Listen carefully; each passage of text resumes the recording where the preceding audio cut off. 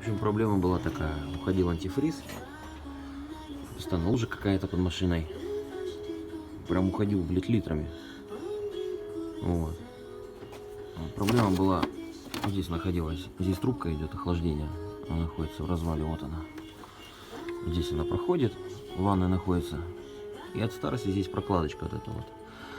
Она уже устала, ее надо менять. Здесь уже даже кто-то вот герметиком лазил, умник какой-то. Вот. Ну, это одно. Потом еще движок работал как дизель. Такой какой-то цоканье. Цок-цок-цок, блин, какой-то чвяканье непонятно. Вот. Тут вот такая фигня оказалась. Цепь пока ходит. Натяжки нету. Даже, в принципе, если закручено натяжителем, ну, он сути не меняет. Все равно натяжка такая мертвая. Я же просто отпустил немножко. Вот. Планка уже ходит тоже.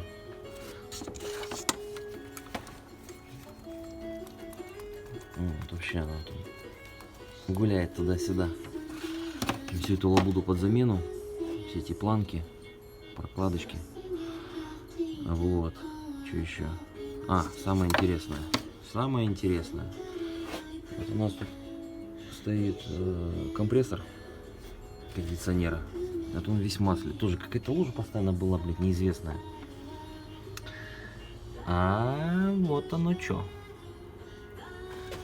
Прокладочка, видать, тут слетела, когда какой-то дебил ее ставил. И впадлу, наверное, было обратно все поставить, как должно быть. И умник какой-то, блядь, на холодную сварку все посадил. Оно все сопливое, все, блядь, мокрое, масляное.